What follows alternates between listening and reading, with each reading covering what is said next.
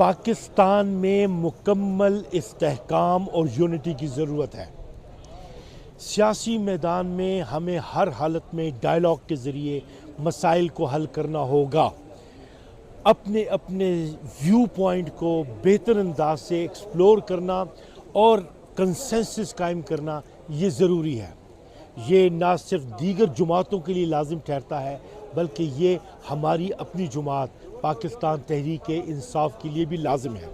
ایک بات پہ میں بالکل واضح ہوں اور وہ یہ کہ خان صاحب جو بھی بات کریں گے، جو بھی مسئلہ ہوگا اسے وہ اپنی سطح پہ ڈائریکٹلی طے کریں گے، کسی اور پہ وہ نہیں چھوڑیں گے۔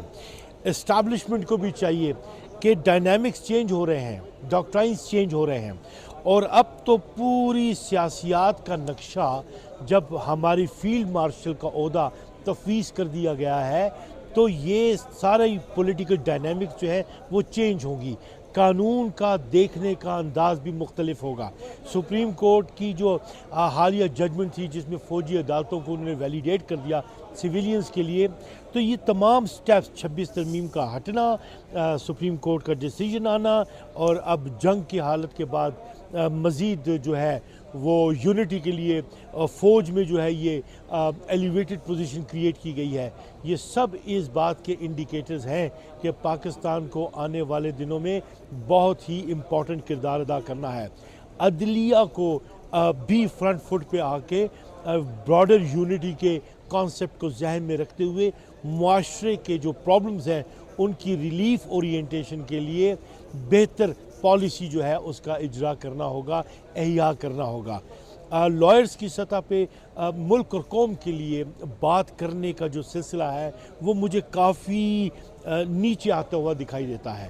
ڈائیلاگ جو ہے مجھے بالکل دکھائی نہیں دے رہا، بات چیت نہیں ہو رہی، ایوولوشنز نہیں ہو رہی، واضح فرق نظر آ رہا ہے۔ ایس ایم ظفر جیسی شخصیات جو ہیں دیکھنے کو نہیں مل رہی، رانجھا صاحب جیسے جلیل القدر جو ہیں جو وکیل رہنما تھے ان کی صلاحیتوں کی مماثلت دکھائی نہیں دے رہی۔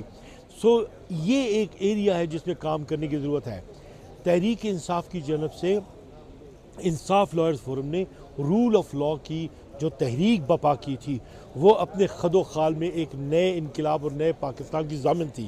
اب وہاں پہ بھی جو تنظیمی فقدان آ گیا ہے اور تنظیمی ڈکلائن دیکھنے کو مل رہا ہے وہ اس بات کا متقاضی ہے کہ بہتر قد کے لوگ بہتر ویژنز کے ساتھ اس لائن پہ کام کرنے کے لیے آگے آئیں جو کہ خان صاحب نے کہا ہے سب کچھ نوکریاں اور مراعات نہیں ہوتی بلکہ پولیٹیکل رول ادا کرنا ہوتا ہے۔ اور میں نے secretary general P T I کو کہا تھا لاہور میں جسٹس جاوید آڈیٹوریم میں کہ آپ کا اس منصب پہ آنا مختلف ہونا چاہیے، اس کا امپیکٹ فیکٹر تاریخی ہونا چاہیے، اس لیے کہ اب تاریخی مسائل چل رہے ہیں۔ پاکستان کی سیاست کو برپا کرنے کی ضرورت ہے آئین اور قانون کے مطابق، اور یہ انگیجمنٹ جو ہے ہمیں کرنی ہوگی اور ہمیں اس کے لیے فرنٹ فٹ پالیٹکس جو ہے اس کا احیا کرنا ہوگا۔ لہٰذا آئیے مل کے اپنی آواز اٹھائیں تاکہ ہماری آواز سنی جائے اور ہم اپنا رول پلے کریں، ہم پارٹیسپیٹ کریں پاکستان کے دفاع کے لیے، پاکستان کی بقا کے لیے، پاکستان کی سالمیت کے لیے اور پاکستان کی ترقی اور خوشحالی کے لیے۔